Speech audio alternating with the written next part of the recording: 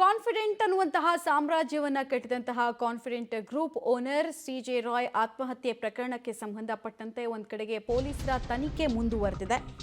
ಇನ್ನೊಂದು ಕಡೆಗೆ ಕಲ್ಕೆರೆ ಚರ್ಚ್ಗೆ ಸಿಜೆ ರಾಯ್ ಅವರ ಪಾರ್ಥಿವ ಶರೀರವನ್ನು ಶಿಫ್ಟ್ ಮಾಡಲಾಗಿದೆ. ಪಾರ್ಥಿವ ಶರೀರದ ಮುಂದೆ ಕುಟುಂಬಸ್ಥರು ಶೋಕ ಸಾಗರದಲ್ಲಿದ್ದಾರೆ. ಚರ್ಚ್ನಲ್ಲಿ ಪ್ರಾರ್ಥನೆಯ ನಂತರ ಕ್ರಿಶ್ಚಿಯನ್ ಸಮುದಾಯಕ್ಕೆ ಸೇರಿದವರಾಗಿರೋದ್ರಿಂದ ಅವರ ಸಂಪ್ರದಾಯದಂತೆ ಕೆಲ ರಿಚುವಲ್ಸ್ ಬಾಕಿ ಇರುತ್ತೆ. ಪ್ರೇಯರ್ ಮಾಡೋದು, ಕೊನೆಯದಾಗಿ ಫ್ಯಾಮಿಲಿ ಮೆಂಬರ್ಸ್ ಎಲ್ಲ ನೋಡಿ ಒಂದು ಕ್ಯಾಂಡಲ್ ಎಲ್ಲ ಹಚ್ಚೋದೆಲ್ಲ ಇರುತ್ತೆ. ಆ ಥರ ಸುಮಾರು ರಿಚುವಲ್ಸ್ ಇರುತ್ತೆ. ಸೊ ಅದನ್ನೆಲ್ಲ ಮುಗಿಸಿ ಬನ್ನೇರುಘಟ್ಟದ ಅವರ ಅಚ್ಚುನೆಚ್ಚಿನ ತಾಣದಲ್ಲೇ ರೆಸಾರ್ಟ್ ಕಮ್ ಮ್ಯಾನ್ಷನ್ ರೀತಿ ಒಂದು ಇಡೀ ಎಂಪೈರನ್ನೇ ಅವ್ರು ಬಿಲ್ಡ್ ಮಾಡಿದ್ದಾರೆ. ಒಂದು 20-30 ಎಕರೆ ಜಾಗ ಅದು. ಸೊ ಅಲ್ಲಿ ಅಂತ್ಯಕ್ರಿಯೆ ಆಗುತ್ತೆ. ಕುಟುಂಬಸ್ಥರು ಅತೀವ ದುಃಖದಲ್ಲಿದ್ದಾರೆ. ಅವರ ತಾಯಿ ಮತ್ತು ಇಡೀ ಫ್ಯಾಮಿಲಿ ಮೆಂಬರ್ಸ್ಗೆ ಇನ್ನೂ ಕೂಡ ಆ ಶಾಕ್ನಿಂದ ಹೊರಬರೋದಕ್ಕೆ ಸಾಧ್ಯ ಆಗ್ತಾ ಇಲ್ಲ. ತಾಯಿಯ ಒಡಲಲ್ಲಾಗುವಂತಹ ಸಂಕಟ ಇಂಥ ಸಂದರ್ಭದಲ್ಲಿ ತುಂಬ ಹೆಚ್ಚಿರುತ್ತೆ. ಮಗ ನನ್ನನ್ನು ಕಳಿಸ್ಕೊಡ್ತಾರೆ ಅಂತ ಅಂದ್ಕೊಂಡಿರ್ತಾರೆ, ಬಟ್ ಮಗನನ್ನು ಹೀಗೆ ನೋಡಬೇಕಲ್ಲ ಅನ್ನುವಂತಹ ನೋವು ಅವ್ರಿಗೂ ಇರುತ್ತೆ. ಕ್ರಿಶ್ಚಿಯನ್ ಸಂಪ್ರದಾಯದಂತೆ ಅಂತ್ಯಕ್ರಿಯೆಯನ್ನು ನೆರವೇರಿಸಲಾಗತ್ತೆ. ಕಾಫಿನ್ ಬಾಕ್ಸ್ನಲ್ಲಿ ಅಂತ್ಯಕ್ರಿಯೆಯನ್ನು ಮುಗಿಸ್ತಾರೆ. ಸಾಮಾನ್ಯವಾಗಿ ಹೂಳ್ತಾರೆ. ನೋಡ್ತಾ ಇದ್ದೀರಾ ವಿಜುವಲ್ಸ್. ಸಿಜೆ ರಾಯ್ ಅವರ ಸಂಬಂಧಿಗಳು ಮತ್ತು ಅವರ ಪರಿಚಿತರು ಎಲ್ಲರೂ ಕೂಡ ಅಂತಿಮ ದರ್ಶನಕ್ಕೆ ಬಂದಂತಹ ಸಂದರ್ಭ. ಸಿಜೆ ರಾಯ್ ಅವರ ಪಾರ್ಥಿವವನ್ನು ಚರ್ಚ್ನಲ್ಲಿ ಇಡಲಾಗಿತ್ತು ಕೆಲ ಕಾಲ. ಇಲ್ಲಿ ಕ್ರಿಶ್ಚಿಯನ್ ಸಂಪ್ರದಾಯದಂತೆ ಅವರನ್ನು ಕಳಿಸ್ಕೊಡೋ ಪ್ರಕ್ರಿಯೆ ಕೂಡ ಆಗುತ್ತೆ. ಸಾಮಾನ್ಯವಾಗಿ RC ರೋಮನ್ ಕ್ಯಾಥಲಿಕ್ ಮತ್ತು ಪ್ರೊಟೆಸ್ಟೆಂಟ್ಸ್ ಅಂತ 2 ಪಂಗಡ ಬರುತ್ತೆ. ಕೇರಳದ ಬಹುತೇಕ ಕ್ರಿಶ್ಚಿಯನರು RC ಆಗಿರ್ತಾರೆ, ರೋಮನ್ ಕ್ಯಾಥಲಿಕ್ ಆಗಿರ್ತಾರೆ. ಸೊ ಹೆಚ್ಚೇನು ಡಿಫ್ರೆನ್ಸ್ ಇರಲ್ಲ. ಕ್ಯಾಂಡಲ್ ಹಚ್ಚಿ ಫಾದರ್ ಕೊನೆಯದಾಗಿ ಬೈಬಲ್ನ ಕೆಲ ಸಾಲುಗಳನ್ನೆಲ್ಲ ಓದ್ತಾರೆ ಅಲ್ಲಿ. ಅದಾದ ಬಳಿಕ ಸಾವಿನ ಸಂದರ್ಭದಲ್ಲಿ ಇಡೀ ಫ್ಯಾಮಿಲಿ ಕಪ್ಪು ಬಟ್ಟೆಯನ್ನು ಧರಿಸಿರಬೇಕು. ಅದನ್ನು ನೀವು ವಿಜುವಲ್ಸಲ್ಲಿ ನೋಡ್ತಾ ಇದ್ದೀರಾ. ಇನ್ನೇನು ಸ್ವಲ್ಪ ಹೊತ್ತಲ್ಲಿ ಬನ್ನೇರುಘಟ್ಟದ ರೆಸಾರ್ಟ್ನಲ್ಲಿ ಅಂತ್ಯಕ್ರಿಯೆ ನೆರವೇರುತ್ತೆ.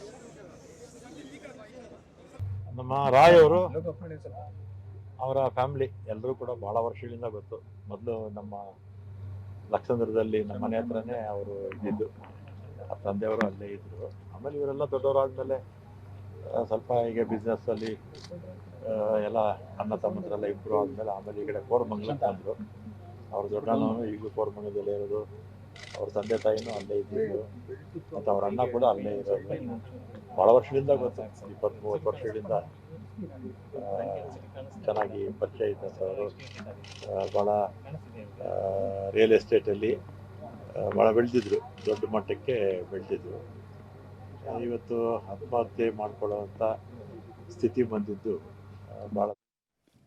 ಡೀಟೇಲ್ಸ್ ಕೊಡ್ತಾರೆ ನಾಗೇಶ್. ಗಣ್ಯಾತಿ ಗಣ್ಯರು ಕೂಡ ಅಂತ್ಯಕ್ರಿಯೆಗೆ ಸಂಬಂಧಪಟ್ಟಂತೆ ಮಾಹಿತಿಗಳನ್ನು ಹಂಚ್ಕೊಳ್ತಾ ಇದ್ರು. ಅಂತಿಮ ದರ್ಶನಕ್ಕೆ ಇಲ್ಲಿ ತನಕ ಎಷ್ಟು ಜನ ಬಂದಿದ್ದಾರೆ, ಎಷ್ಟೊತ್ತಿಗೆ ಬನ್ನೇರುಘಟ್ಟದ ಅವರ ಮ್ಯಾನ್ಷನ್ಗೆ ಅವರ ರೆಸಾರ್ಟ್ಗೆ ಬಾಡಿ ಶಿಫ್ಟ್ ಆಗುತ್ತೆ?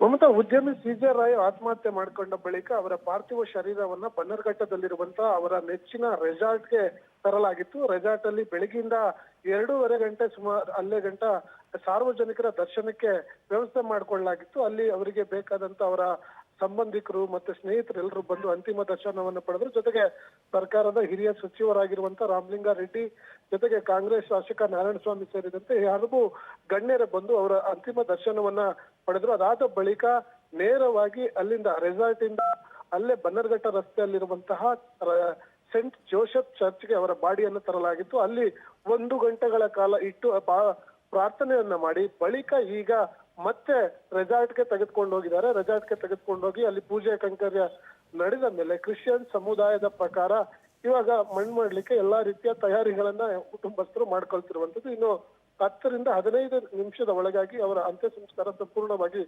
ಮುಗಿಯುತ್ತೆ. ಮಮತಾ, ರೈಟ್. ಹಾಗೆ ಸಂಪರ್ಕದಲ್ಲಿರಿ ನಾಗೇಶ್. ವಾಪಸ್ ಬಂದೆ. ನೋಡ್ತಾ ಇದ್ದೀರಾ, ನೂರಾರು ಸಂಖ್ಯೆಯಲ್ಲಿ ಅವರ ಕುಟುಂಬಸ್ಥರು ಮತ್ತು ವೆಲ್ವಿಷರ್ಸ್, ಸಿಜೆ ರಾಯರನ್ನು ಚೆನ್ನಾಗಿ ಬಲ್ಲವರು ಎಲ್ಲರೂ ಕೂಡ ಅತೀವ ದುಃಖದಲ್ಲಿ ಇರುವಂತಹ ಸಂದರ್ಭ. ಸೊ ಇಲ್ಲಿ ಅಂದರೆ ಈ ಚರ್ಚ್ನಲ್ಲಿ ಅಂತಿಮ ದರ್ಶನಕ್ಕೆ ವ್ಯವಸ್ಥೆಯನ್ನು ಮಾಡಿಕೊಡ್ಲಾಗಿತ್ತು. ಇದಾದ ಬಳಿಕ ಮೃತದೇಹವನ್ನು ಶಿಫ್ಟ್ ಮಾಡಿದ ನಂತರ ಅಂತ್ಯಕ್ರಿಯೆಯನ್ನು ಕೂಡ ನಡೆಸಲಾಗುತ್ತೆ. ಸೇಂಟ್ ಜೋಸೆಫ್ ಚರ್ಚ್ನಲ್ಲಿ ಪ್ರಾರ್ಥನೆಯನ್ನು ಕೂಡ ಕಡೆಯದಾಗಿ ಮಾಡಲಾಗಿದೆ. ಈ ಫ್ಯೂನರಲ್ ಸರ್ವಿಸು, ಕ್ರಿಮೇಷನ್ ರೈಟ್ಸ್ ಅಂತೆಲ್ಲ ಅವರಲ್ಲೂ ಕೂಡ ಈಗ ಹಿಂದೂ ಸಂಪ್ರದಾಯದಲ್ಲಿ ಹೇಗೆ ಪ್ರೊಸೀಜರ್ ಇರುತ್ತೆ ಅದೇ ರೀತಿ ಅವರಲ್ಲೂ ಕೂಡ ಪ್ರೊಸೀಜರ್ಸ್ ಇರುತ್ತೆ.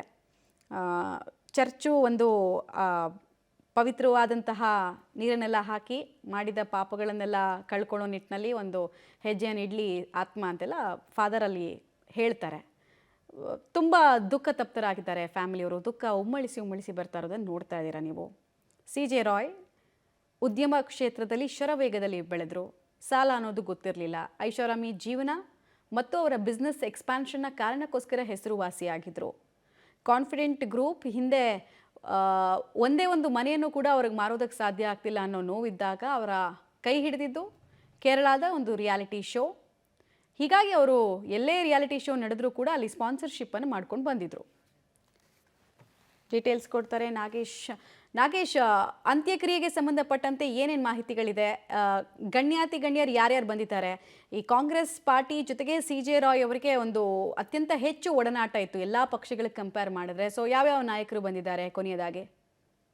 ಮಮತಾ ಅವರ ಅಂತ್ಯಕ್ರಿಯೆಯನ್ನ ಬೆಂಗಳೂರಿನ ಬನ್ನರ್ಘಟ್ಟ ಅವರ ರೆಸಾರ್ಟ್ ನಲ್ಲಿ ಮಾಡ್ಲಿಕ್ಕೆ ಎಲ್ಲಾ ತಯಾರಿಗಳನ್ನ ಮಾಡ್ಕೊಂಡಿರುವಂತದ್ದು. ಈಗಾಗಲೇ ಅವರ ಅಂತಿಮ ದರ್ಶನವನ್ನ ಪಡೆದುಕೊಳ್ಳಿಕ್ಕೆ ಸರ್ಕಾರದ ಹಿರಿಯ ಸಚಿವರಾದಂತಹ ರಾಮಲಿಂಗ ರೆಡ್ಡಿ ಮತ್ತೆ ಬಂಗಾರಪೇಟೆ ಶಾಸಕರಾದಂತಹ ವೈವಿ ನಾರಾಯಣಸ್ವಾಮಿ ಸೇರಿದಂತೆ ಹಲವು ರಾಜಕೀಯ ನಾಯಕರ ಜೊತೆಗೆ ಹಲವು ಗಣ್ಯರು ಕೂಡ ಅವರ ಅಂತಿಮ ದರ್ಶನವನ್ನ ಪಡೆದುಕೊಂಡ್ರು. ಅದ್ರ ಜೊತೆಗೆ ಅವರ ವೆಲ್ ವಿಶೇಷ ಆಗಿರುವಂತ ಜನರು ಕೂಡ ಸುಮಾರು 100 ಜನರು ಬಂದು ಅಂತಿಮ ದರ್ಶನವನ್ನ ಪಡೆದುಕೊಂಡ್ರು. ಅದಾದ ಬಳಿಕ ನೇರವಾಗಿ ರೆಸಾರ್ಟ್ ಇಂದ ಅಲ್ಲೇ 1 ಕಿಲೋಮೀಟರ್ ದೂರದಲ್ಲಿರುವಂತ ಸೇಂಟ್ ಜೋಸೆಫ್ ಚರ್ಚ್ಗೆ ಅವರ ಪಾರ್ಥಿವ ಶರೀರವನ್ನ ತರಲಾಗಿತ್ತು. ಅಲ್ಲಿ ಪಾರ್ಥಿವ ಶರೀರವನ್ನ ಇಟ್ಟು ಕುಟುಂಬಸ್ಥರ ಸಮ್ಮುಖದಲ್ಲಿ ಒಂದು ಪ್ರಾರ್ಥನೆಯನ್ನ ಮಾಡಿ ಸುಮಾರು 1 ಗಂಟೆಗಳ ಕಾಲ ಆ ಚರ್ಚ್ ನಲ್ಲಿ ಪ್ರಾರ್ಥನೆಯನ್ನು ಮಾಡಲಾಯಿತು. ಆ ಪ್ರಾರ್ಥನೆ ಮಾಡಿದ ಬಳಿಕ ಈಗ ಮತ್ತೆ ರೆಸಾರ್ಟ್ಗೆ ತೆಗೆದುಕೊಂಡು ಹೋಗಿ ಅಲ್ಲಿ ಅಂತಿಮ ವಿಧಿವಿಧಾನವನ್ನ ಮಾಡ್ಲಿಕ್ಕೆ ಎಲ್ಲಾ ರೀತಿಯ ತಯಾರಿಗಳನ್ನ ಮಾಡ್ಕೊಂಡಿರುವಂತದ್ದು. ಸೇಂಟ್ ಜೋಸೆಫ್ ಚರ್ಚ್ ನ ಫಾದರ್ ಅವರ ನೇತೃತ್ವದಲ್ಲಿ ಎಲ್ಲಾ ರೀತಿಯ ಅಂತಿಮ ವಿಧಿವಿಧಾನವನ್ನ ಮಾಡ್ಲಿಕ್ಕೆ ಕ್ರಿಶ್ಚಿಯನ್ ಸಮುದಾಯದಲ್ಲಿ ಏನೆಲ್ಲ